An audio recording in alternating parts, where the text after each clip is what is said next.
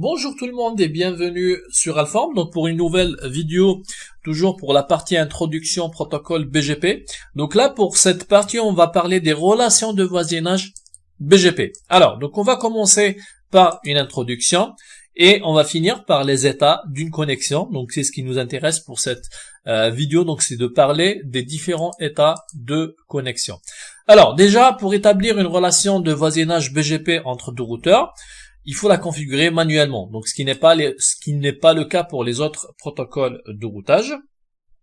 Ça veut dire au niveau d'un routeur, je dois déclarer l'adresse IP du voisin, du routeur que je veux mettre en voisin par rapport à moi et faire la même chose de l'autre côté. Donc ça marche dans les deux sens. Ça veut dire que si je configure la relation de voisinage d'un côté et je vais pas la configurer de l'autre côté, donc il y aura pas de relation de voisinage. Donc contrairement à d'autres protocoles comme l'OSPF par exemple, ou bien l'UJRP ou bien le RIP, où les voisins se détectent automatiquement entre eux. Donc en BGP, il faut renseigner l'adresse IP du voisin de manière à établir cette connexion. Alors donc la partie configuration, on va la voir après dans la partie dans le lab. Donc on va parler de ça. Vous allez voir les commandes. Vous allez voir, c'est très simple pour une configuration basique. Donc pour déclarer les voisins. Alors une chose importante aussi, c'est de savoir que c'est du TCP avec le port 179. Donc il faut faire attention s'il n'y a pas un firewall ou un routeur au milieu qui bloque le port 179 en TCP. Alors maintenant on va passer directement aux différents états. Alors donc un petit schéma pour résumer tout ça. Donc tout ça c'est les états par lesquels on peut passer avant d'arriver à une relation BGP entre deux routeurs. Donc le premier état, l'état idle, donc c'est le premier stade d'une session BGP. Alors quand une ouverture de session est demandée, donc configuration, démarrage du routeur, donc le routeur il va initier une session en TCP, puis passe en mode connect, donc le deuxième mode qui est ici, donc le mode connect. Alors le mode connect, le routeur il va attendre une réponse TCP en signe ACK, d'accord? Donc le premier message c'est un signe.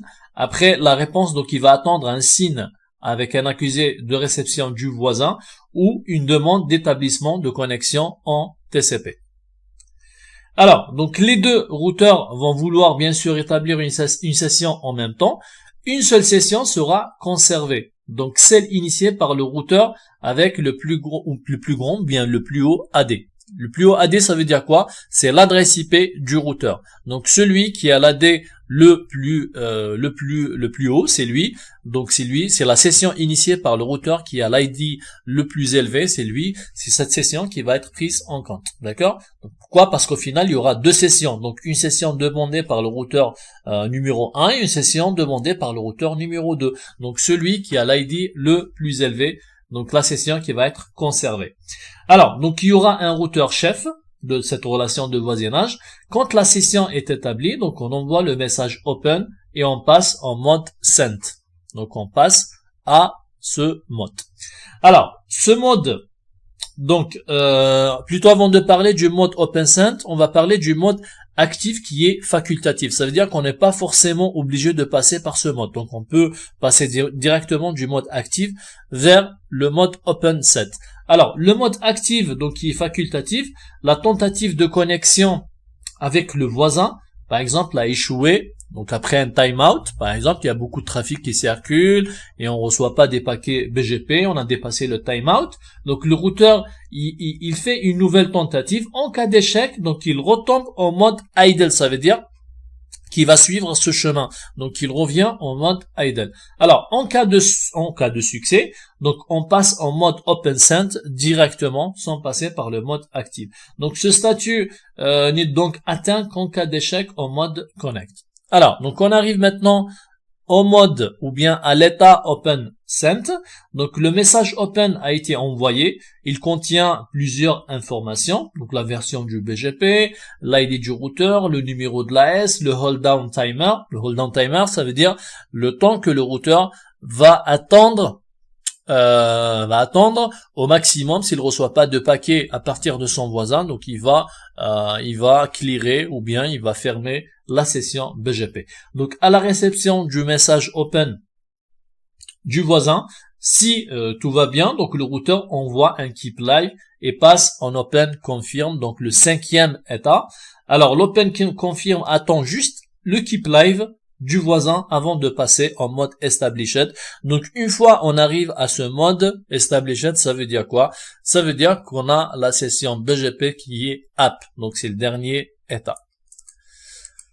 Alors pour résumer tout ça avec un autre schéma, donc on va commencer par le mode idle, ça veut dire rien ne se passe pour le moment. Alors ça c'est le moment où on va configurer manuellement les relations de voisinage BGP entre deux routeurs. Donc au niveau du routeur R1, je vais déclarer le neighbor avec cette adresse IP, et au niveau du routeur R2, je vais déclarer ce neighbor avec cette adresse IP.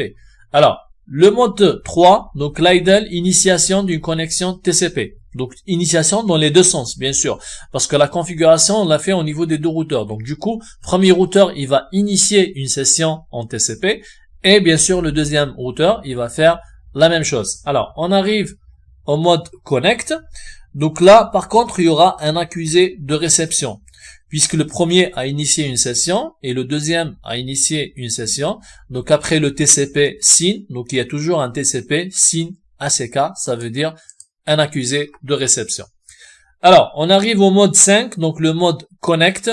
Donc, conservation d'une seule session, donc le routeur qui a le routeur ID le plus élevé. Donc, si on va suivre cet exemple, donc c'est le routeur, c'est cette session qui va être prise en compte. Pourquoi? Parce que c'est le routeur R2 qui a l'ID le plus élevé par rapport à ce routeur. Donc, cette adresse IP est plus haute que cette deuxième adresse IP. Alors, en mode connect, donc on voit du message open. Donc, il va envoyer le message open à partir, donc le routeur R2, il va envoyer le message open. Donc, open send attend du message open du voisin. Donc, à la réception de ce message, si tout va bien, donc il envoie juste un keep live. Et dernière étape, donc, c'est l'établissement de la session BGP. Donc là, c'est un petit peu, on a fait le tour de tous les états possibles avant de l'établissement d'une session BGP. Donc ça c'est le dernier état, c'est l'établissement de cette session. Voilà, donc j'espère que ça a été clair pour vous. Je vous remercie et je vous donne rendez-vous pour la prochaine vidéo.